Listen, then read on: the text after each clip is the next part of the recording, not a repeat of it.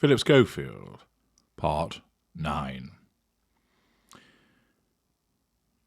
The situation surrounding Phillip Schofield's departure from this morning continues to have rumblings and ramifications. Inquiries to take place within ITV, Holly Willoughby's completely insincere and self-serving speech that she gave on her own return to this morning, which said quite a lot about what she may well be. And of course, the man himself, since removed from the programme, then gave an interview. Now, we've already established, through a consequence of the examination of the evidence in parts 1 through to 7, that Phillip Schofield is a narcissist. And this now enables us to examine his behaviours and see how he is acting and conducting himself through the prism of that narcissism. Within the last week, he undertook an interview, and it was reported on by Ewan Somerville in The Telegraph. The 6 revelations from Phillip Schofield's first interview since Scandal. So first of all, there is the fact that rather than just stay out of the way, he feels moved to give an interview. Why? Because, of course, he needs to nullify the various threats to control that are forming and have formed as a consequence of what has happened to him. The fact that he has had to leave the programme that provided him with a substantial income and, of course, various benefits in terms of asserting control over a large audience, the fuel that came with it and the residual benefits, is a problem. And he's been hugely wounded by that loss. The fact that he has lost his position on that television programme and repeated mention is being made of that causes repeated threats to control, and therefore his narcissism requires that he does something about it. Many of you would think, well, if that was what would have happened to me, I'd have kept a low profile, I'd have got the money in the bank, and I'd have just enjoyed my time at home. He's unable to do that. His narcissism demands that he nullifies the threat to control, and he does so by once again taking to a platform. Straight out of the gate, Phillip Schofield has admitted that he has felt suicidal in the past week amid the scandal over his affair with a young runner. Now, narcissists can feel suicidal, and some narcissists can commit suicide. Watch my video, The Narcissist and Suicide, to learn more. But more usually, a suicide threat is simply that, a threat which is being used by a narcissist for the purposes of a pity play, and a serious pity play at that, in order to cause people to react to it, thus allowing the narcissist to get fuel and for him to know they are then under control and him to have that knowledge subconsciously. Many people who are suicidal say nothing and they just get on with it. Some people do speak about it and seek help. The narcissist will use the threat of suicide as a cynical, although they genuinely believe it where unaware, means of asserting control and drawing fuel. The former This Morning presenter said he was utterly broken and ashamed. No, he's not. He just believes that because his narcissism causes him to believe that for the purpose of doling out another pity play over the dalliance he had with the younger man, but insisted that he did not groom him. Denial, first line of the twin lines of the narcissistic defence. The 61-year-old resigned from ITV, assertion of control by withdrawal, last week after 21 years fronting the daytime show, and was dropped by his talent agency, YMU, after admitting to an unwise but not illegal relationship in one of the most dramatic downfalls from stardom. In an interview with the BBC, released recently, he said he had lost everything. Pausing there. I imagine he has a house to live in, he has money in the bank, he has his health, he hasn't lost everything. But of course, to him, his narcissism perceives it as losing everything for 2 reasons.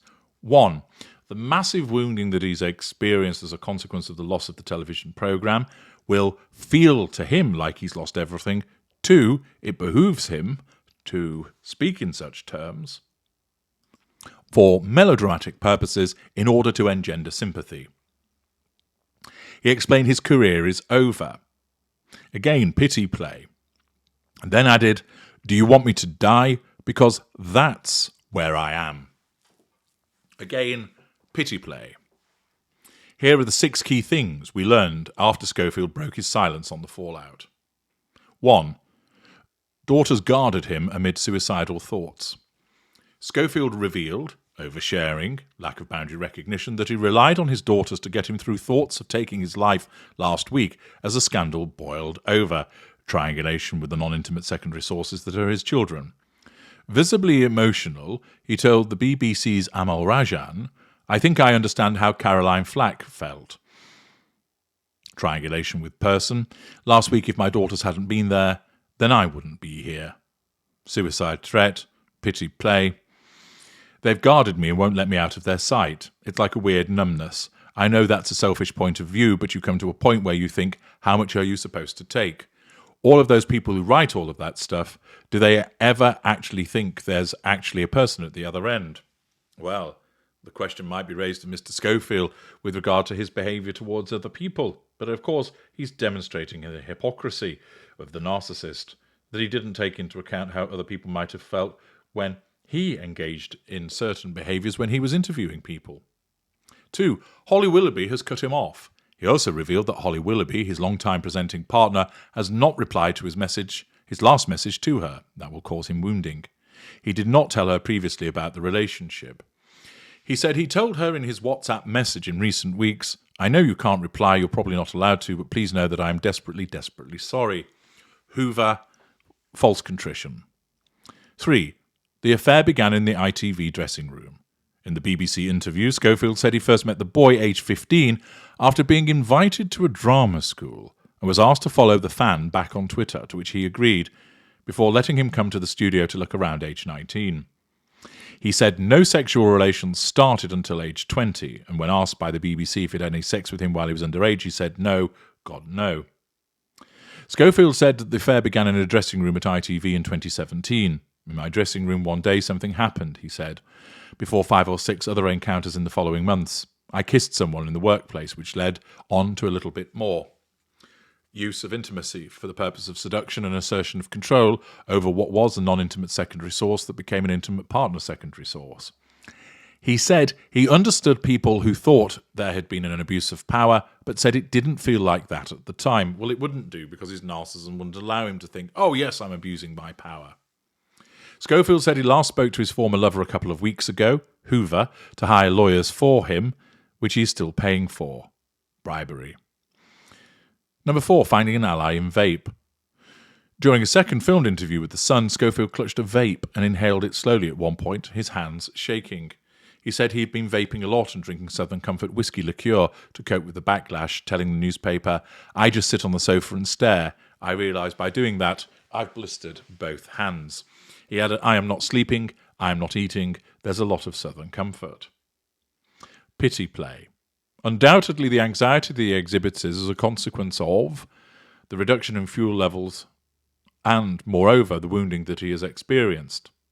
But all of these things that he's stating are not necessarily true under a pity play, or they may well be true, but are still being doled out as a pity play. 5. Partly blaming homophobia for the backlash. Asked by the BBC why the affair is only coming out now, Schofield said the lie got too big for both of us. It just got enormous. He said the relationship was a grave error and he would regret it forever. No, he wouldn't. Another pity play and false contrition. Narcissists don't do genuine regret. But suggested that homophobia, blame shifting, was a factor in people who disapproved of their relationship, adding, if it was male-female, then it wouldn't be such a scandal.